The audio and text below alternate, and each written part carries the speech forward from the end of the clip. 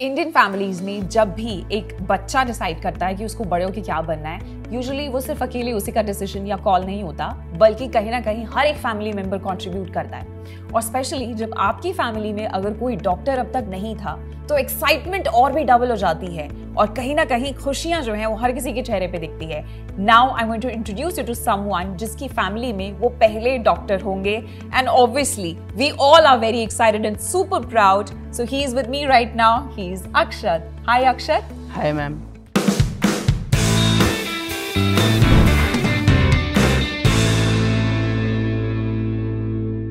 You're going to be the first doctor in your family. कैसी feeling है सबकी and how everybody is reacting to this news? सभी खुश हैं ma'am. सभी को बहुत अच्छा लग रहा है कि मतलब फैमिली में पहला डॉक्टर बनेंगे तो। Okay, so अपने फैमिली बैकग्राउंड के बारे में बताओ, आपके पापा क्या करते हैं and what about your mother? पापा तो मैम इंग्लिश लेक्चरर हैं गवर्नमेंट स्कूल में और मम्मी हाउसवाइफ हैं। So अक्षत, अभी जब आपने डिसाइड किया था कि आपको डॉक्टर बनना है, इसकी जर्नी की शुरुआत कहाँ से हुई थी exactly? How did you decide कि इस पूरे प्रोसेस में Aakash Byju's is going to be the one coaching institute for me? सबसे पहले तो मैम मैंने एनथ दिया था 9th क्लास में और उसमें मेरे को 40% स्कॉलरशिप मिली थी। तो पापा ने बोला कि करवा देते हैं इसमें, क्योंकि पापा के फ्रेंड्स ने भी सजेस्ट किया था कि यहाँ पे गाइडेंस बहुत अच्छी होती है, टीचर्स बहुत अच्छे होते हैं और फैकल्टी भी नंबर 1 है इंडिया में, तो इसमें करवा दिया। ओके, बहुत सारे लोगों का ट्रस्ट है आकाश बायजूस बिकॉज बहुत पुरानी लेगेसी है। सो आपको क्या डिफरेंस फील हुआ जब आपने रियलाइज़ किया कि now Akash Byju's is helping you? Faculty की क्या ऐसे इंटरेस्ट थे आपके साथ, उन्होंने कैसे आपके साथ पूरा कंट्रीब्यूट किया इस पूरी प्रोसेस में? पहले तो मैम पर्सनल दी जाती है, मतलब बिल्कुल टीचर्स बिल्कुल पर्सनल होके एक एक डाउट पूछते हैं और एक एक चीज़ में हेल्प करते हैं और डे बाय डे जैसे प्रैक्टिस भी होती जाती है तो इम्प्रूवमेंट भी होता जाता है इस कोर्स में। सो जब आपने स्टार्ट किया अपने ड्रीम को सीरियसली लेना, तो क्या क्या चैलेंजेस फेस किए आपने इस पूरी ड्यूरेशन में? चैलेंजेस मैम जैसे इस कोर्स का अप डाउन होना और उसमें जैसे कई बार जैसे थोड़ा डाउन भी फीलिंग आ जाती है कि कैसे होगा, तो टीचर्स और पेरेंट्स ने ही मोटिवेशन दिया हर बार।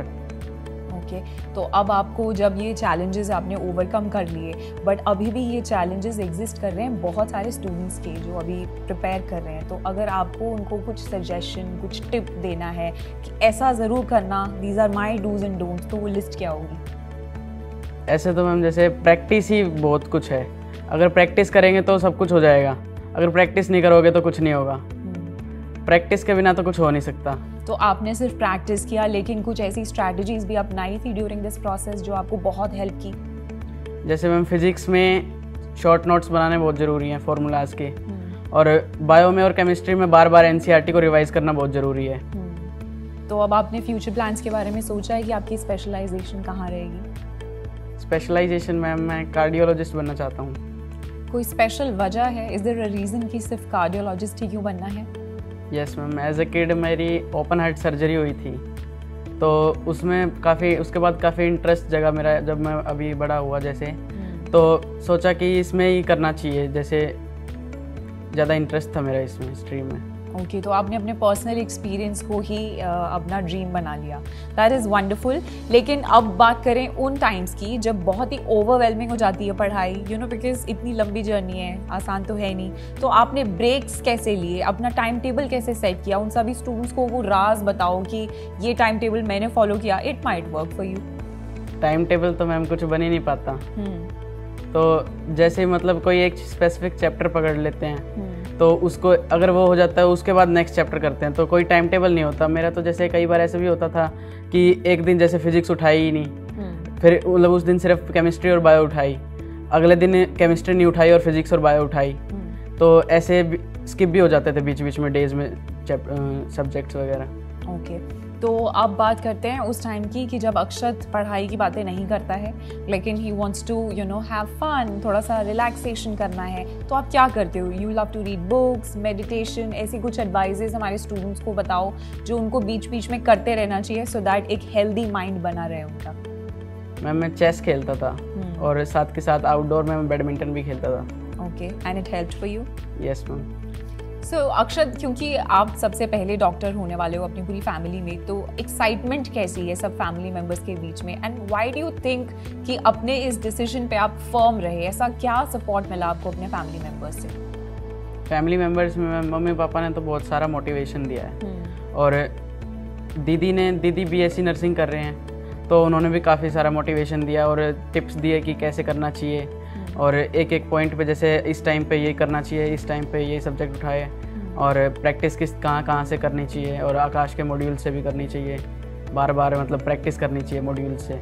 ओके, सो एक बड़ी सिस्टर का बहुत मेजर रोल रहता है लोगों की लाइफ में, इम्पैक्ट भी होता है। So Akshat, if I talk about challenges and setbacks जो आपकी जर्नी में काफ़ी रहे, तो उन उस बम्पी राइड को आपने कैसे नॉर्मल और स्टेबल किया?